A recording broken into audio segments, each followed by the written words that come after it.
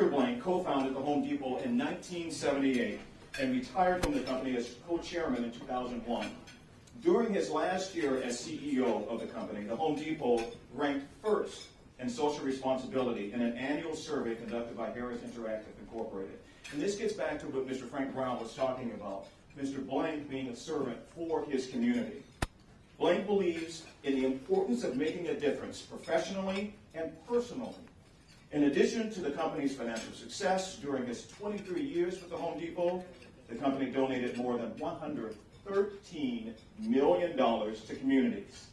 The Home Depot associates provided hundreds of thousands of hours of personal volunteer time. Ladies and gentlemen, Mr. Arthur Blank.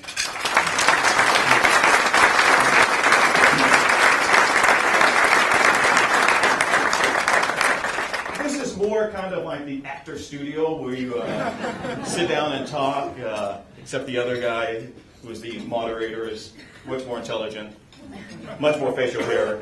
My complexion is just a little darker.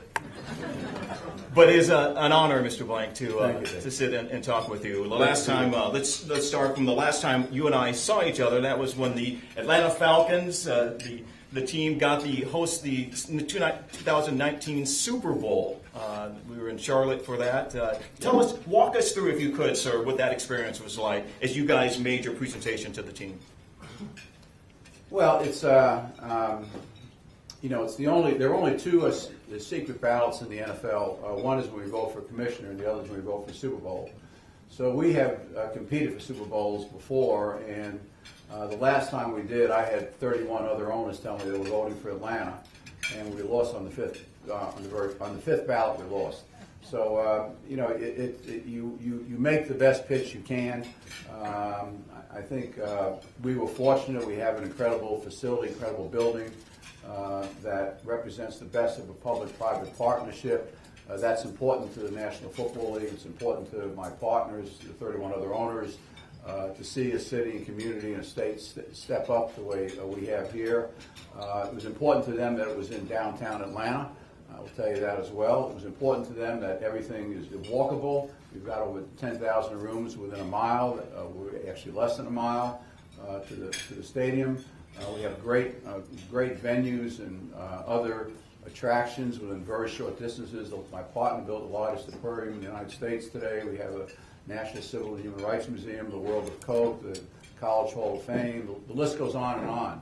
So people who attend the Super Bowl can be here for a week, which is what the NFL would like to have happen, and have a great experience and not to get in cars and drive all over the place and deal with traffic.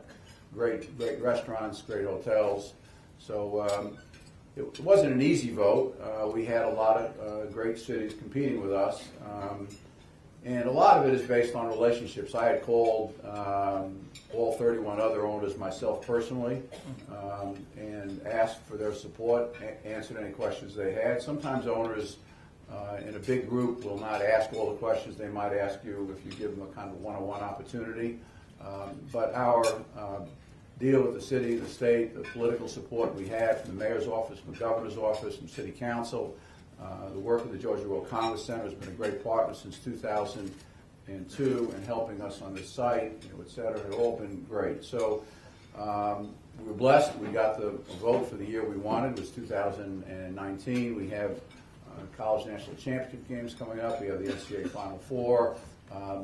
You name it, we have it. This is going to be a great facility for us, for our NFL franchise and our Atlanta United soccer franchise. But beyond that, it'll be a great facility for downtown Atlanta and for the region. It's going to attract the best concerts, the best shows, the best of everything for many, many years to come. It's a very unique building. And I believe you all were down at the stadium yesterday. Give us an update on the construction of the stadium, and something that's important to you is the sustainability of this. The stadium is moving along well. We have a projected date of completion of June of 2017.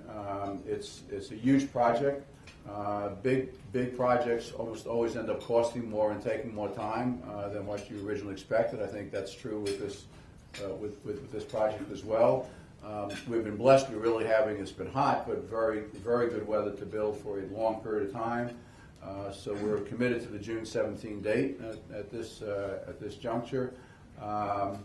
Steel in the roof area is more than half up. Will be probably completed by this fall. We're starting to insert seating by the early fall, by September. The roof lines will be coming in. They're being built now. So things are moving ahead on a schedule that we're happy with. We've got close to 1,500 men and women working there every day.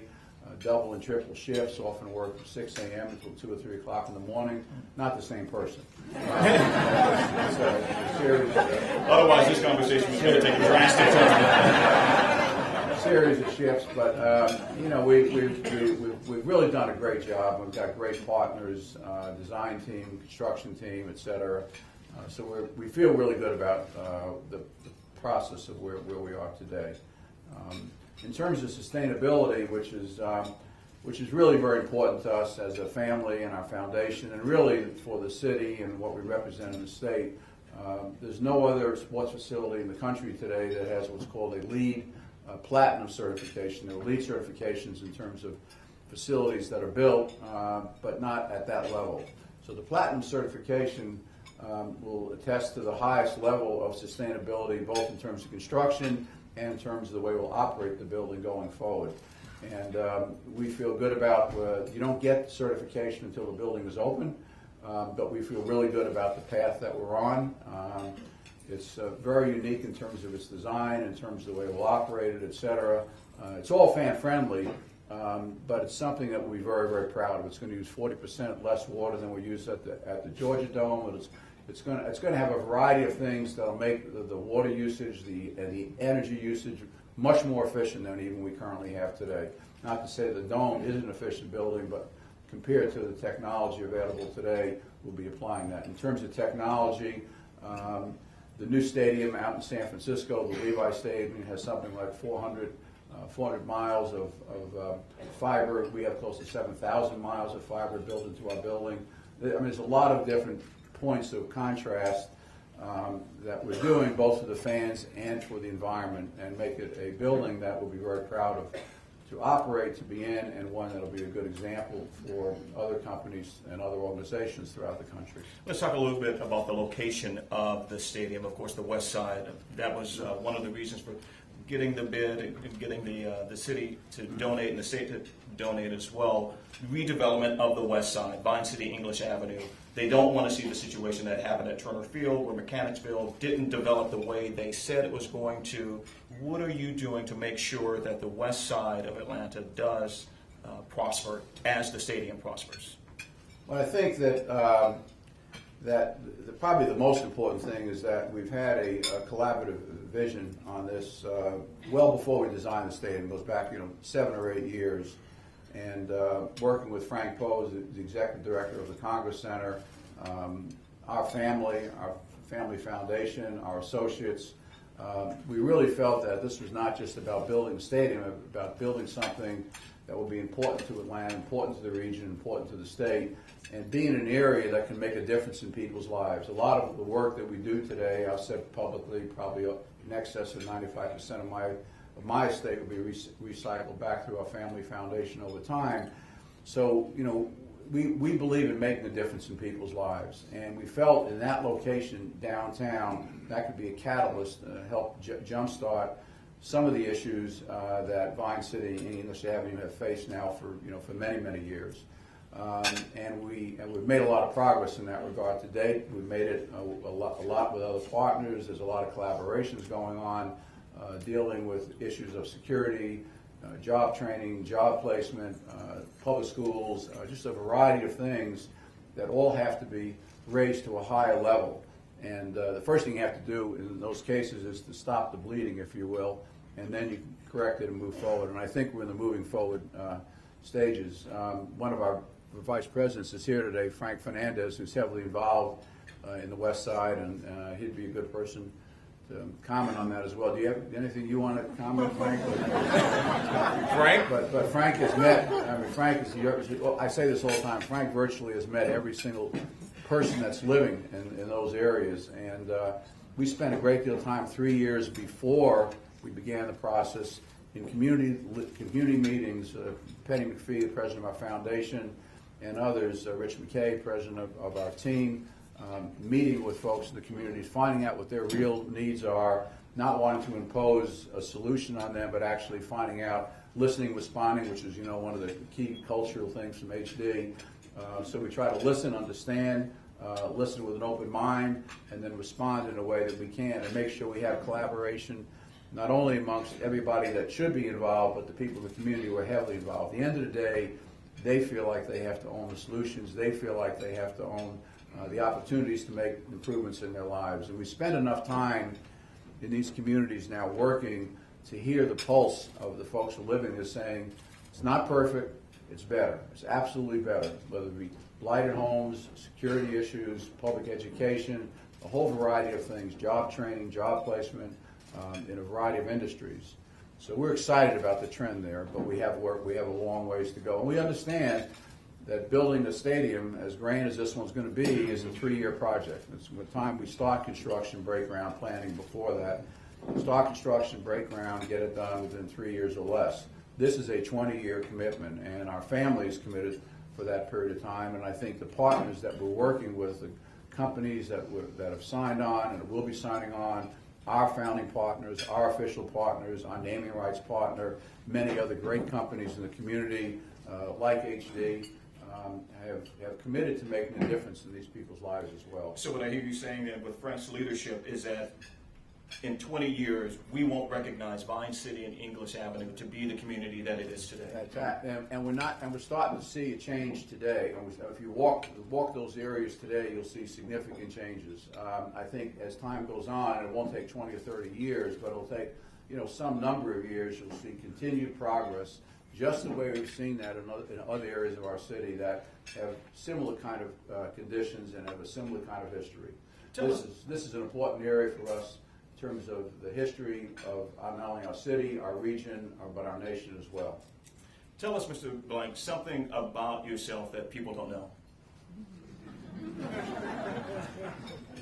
I saw that question, and I actually been thinking, well, that's the one question I don't really have a great answer for, because it's like, well, or maybe something that most people don't know. Okay, most people don't know. I love pets. I love dogs. I got 4 of them now. So that's probably most of you don't know that. I've got a fairly big family now. I have 6 children. I've just gotten remarried. My wife has 3, so I have 9 children, 5 grandchildren, 4 dogs. So that's probably not, it's not discussed really widely, but I love my family and love all of them. Spend a great deal of time with them as much as I can. So I think that, just getting back to our stadium, I think it's I can talk about kids if you want to. They're all scattered all over. We still have two young ones at home. Give us an idea of when the Atlanta Falcons will win the Super Bowl. They will win the Super Bowl in 20... Well, I will tell you this. When we got the vote, and it was in Charlotte when we were voting, and I texted our coach, and Coach Quinn, and told him that we just got the vote for the Super Bowl in 2019. We'll be hosting it. And at the same time, I texted him. I said, but trust me, I don't expect to wait till 2019 to play the Super Bowl. So that was exactly the answer I expected from you, from me. So he didn't plan on it either. But I think in a more serious vein, I think somebody will ask the question anyway. We've had a really good training camp. We've had really no serious injuries, a couple of soft tissue injuries. Players look good. Team is absolutely faster than it's ever been before in my 15 years of ownership. Dan has done a really good job injecting that energy into them and them believing in it. Our defense 2 years ago was right close to the bottom of the league. Last year was right in the middle of the league, middle of the pack. This coming year, I expect to be moved up significantly. I think our offense will score more points than last year. I think Matt Ryan will be the first to tell you that he didn't have a great year. It was probably a little subpar for him, though he threw for 4,000 yards for the 5th year in a row and had a completion rate of in excess of 65%. But it still wasn't the kind of year that Matt would be proud of. Too many turnovers, too many mechanical mistakes, too many errors, probably in judgment. He's connected, I think, on a high level with our offensive coordinator, Kyle Shanahan. Kyle has, I think, with the coaches and players as well. So I think You'll see our offense to be more efficient. I think the addition of a center that is one of the great centers in the NFL today, that'll keep the ball off the ground and not flying all over the place, is a big deal. It does matter to the quarterback that he gets the ball in his hands when the play starts. So that'll be a big help, and he's a great team leader as well. So he'll escalate the play of really all the offensive linemen. We picked up a number of offensive players in free agencies and draft, and a number of them, probably close to 14 in terms of our defensive side of the ball. So I like where we are. There isn't one owner today in the NFL who would say, if you talk to him right now today, he would not say the same thing. It's the beauty of the NFL. Every city, group of fans has aspirations, has hopes, because the NFL is based on parity. We have a tough division. We have to win our division. We understand that. We can't really count on anything else. And the team we have to get over, the one team we know we have to get over is Carolina, which has won the division 3 years in a row and has a fine team with a good young quarterback. So, we have work to do, but I have confidence in our group. All right. Let's talk a little bit about soccer, because you own that as well. Atlanta United, an update on them. Couldn't be in a better place. And I don't want to speak in that regard, but we've got a great team at the top in terms of leadership, several of which I noticed are here today. Sitting with Frank? Yeah, sitting with Frank. Yeah. So it's great to see them here. Thank you for being here. I didn't know he was going to be here today. God, it's just great seeing him. But I think we're in a really good place. Started with Darren Eales, who was the executive director of Tottenham Spurs, which is one of the high-performing teams in England in the EPL. And really all the leadership he's brought in around him have been at the same level. So it all starts with leadership. If you have great leadership, you have a chance to have a great organization. If you have bad leadership, you have no chance to have a great organization. So it doesn't mean you automatically will have one. It means you've got an opportunity to have one. And I think Darren and his team are building one and have built one. We're in the process of hiring a head coach. We've got a number of candidates. That remains a mystery to most everybody, probably including me, until the right time, and I'll have an opportunity to meet the candidates that are being considered. Is there a timeline for that, sir? Probably this summer, early fall at the very latest. So we're right in the middle of it now. We've hired. We've signed 7 players to our professional team, players from all over the world, from Greece, from Trinidad, from I'm trying to think. Where else, guys?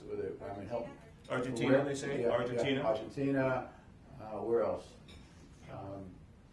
Ghana. Yeah, Ghana. So you can see, the advantage of someone like Darren Eales and Carlos Bocanegra, who's our technical director, he's kind of a general manager in the NFL football parlance world, is that because they've played internationally and traveled internationally, is that the world of soccer plays in 209 countries, so they look at player opportunities this way. The NFL tends to look at it coming out of college as being our pipeline, so it's a lot easier in terms of player evaluations and building a roster in the NFL. It's not easy, but it's easier. In soccer, you're competing with clubs and federations all over the world, and these two guys have done, and others that have worked with them, have done a fabulous job in bringing in these players. From a developmental standpoint, we're a strong believer in the academy teams. This is the first time we're the 22nd franchise in MLS. It's the first time in their 21-year history where a professional team will actually field their academy teams before they will play. Our 5 academy teams, which starts at U18 on down, will start training. They're training now, and they'll be playing their first matches in September. So they'll have a full season before our professional team starts playing in March.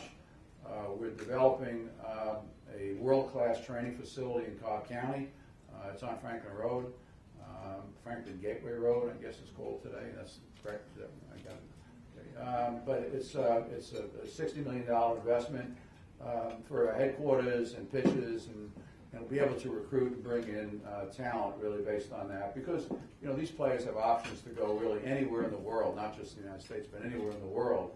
And part of it is this philosophy, which was the slogan of Mercedes-Benz, which has been our operating philosophy, since I've been born, which is the best or nothing. And so players look at that. They look at the best or nothing. They want to see the facilities. They want to see the resources. They want to see the leadership, who I'm going to be working with, what kind of organizations it's going to be, et cetera. So those things make it easier for players to make a decision. So the soccer's going well. The one thing I would tell you is that we've gotten over 31,000 deposits on season tickets. It's another record for Major League Soccer. Has never seen those numbers in their 21-year history. We're converting those right now to season tickets at a very successful rate. So we feel good about that. The beauty also of this stadium is that it'll feel intimate for soccer, which is a trick. So we spent Lord knows how much money in making sure that was right for soccer. The lower seats will pull back. You'll have direct sight lines to the soccer pitch at the right levels. All the lines for the NFL will not be on the field. They'll be lined for soccer and not for NFL games. We'll be able to drape it appropriately for the third mezzanine if we don't have 71,000 folks in the building. So the variety of things that we've done to make sure this is soccer specific and have the intimacy of soccer. Let's talk a little bit about another sport, politics. What's your state, your opinion on the state of the presidential race this year?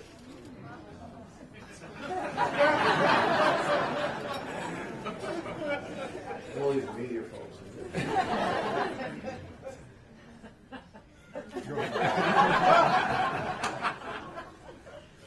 Well, I think this, I think in a serious vein, I wish, you have two candidates that I think most people would say, without taking sides, that have not imbued a great deal of trust and confidence in the American population. There's a high level of dislike or uncertainty about really both candidates for a variety of different reasons.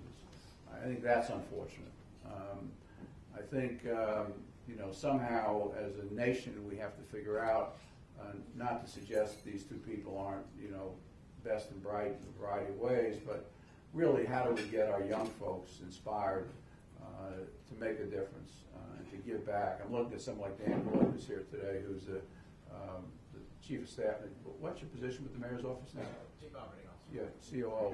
And Dan and I worked together when he was 12 years old. He worked at HD, but he's kind of a young man, incredibly bright, who's built a career, now is giving back, working closely with the mayor, who I think is outstanding, as I do our governor, and is aspiring to make a difference in people's lives in his unique way. And I think we need to have that kind of leadership, inspired for the right reason, that can get the country, believing in our culture, believing in the best of us, believing in everything from a positive standpoint. I don't believe hate does nothing but is not going to win, at least in my opinion. I think all it does is grind out a high level of hate from somebody else, and that's just not the best of us. I think as a nation, that's not the way our country was built. It's not the best of our country. It's not the best of us on a personal level. So I think hopefully over time we're producing a different level of candidates. And we'll see.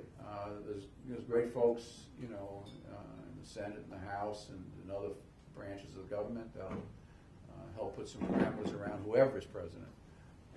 But I think it's a difficult race. And I think that it's unfortunate so many of the debates have gotten so personal and so angry and so full of name calling and it's the kind of thing that when you watch with your children, the kids are watching and saying, is that really who's going to lead our nation? Is that really who's going to be our political leaders in the future? And it's to them it's scary. I've got two 15-year-old kids at home that have watched some of these debates, and they say, Dad, this is like, there's got to be, we got to do better than that. So, and I think we can do better than that. So the follow-up question is, have you ever thought about politics? I have, but I don't, and people have suggested from time to time, I don't think I have the right personality for it. I think all of my associates here that I've worked with over the years probably would say, it's probably true. Yeah. I don't know. The personalities we've seen lately, you may be okay. Yeah, well, that's probably true, Dave. We, of course, want to open this up to you, to the audience as well. But, Mr. Blank, is there something that you want to say that I have not asked you that you would like to tell the audience? Well, I just, I've been, I'd say this any opportunity I would have, I've just really been blessed. Really in my life, I've been, blessed with starting out with really great parents. I lost my father when I was only 15, he was 44. My mother lived 4 months short of 100. And I think, whether it be through them or, religious commitments or people I've associated with throughout my life, I think I've, including my partner, who we co-founded HD together and shared the same restroom for probably 35 years, more than most people do in a marriage. And it, it's, I mean, that's not criticism, it's just reality. But I mean, I've been blessed working with really great people, and been blessed learning from great people. And I think that it's really clear to me, we were talking about this, Steve and I were talking about this, whether it be, HD when I retired, which was the second largest retailer in the world, second only to Walmart at that time. If you believe in a culture, you believe in a code of behavior, a way to act, a way to respond. I've never done anything, whether it be at HD or with Atlanta Falcons, Atlanta United, or our PGA business, or our family foundation, or our guest ranch in Montana.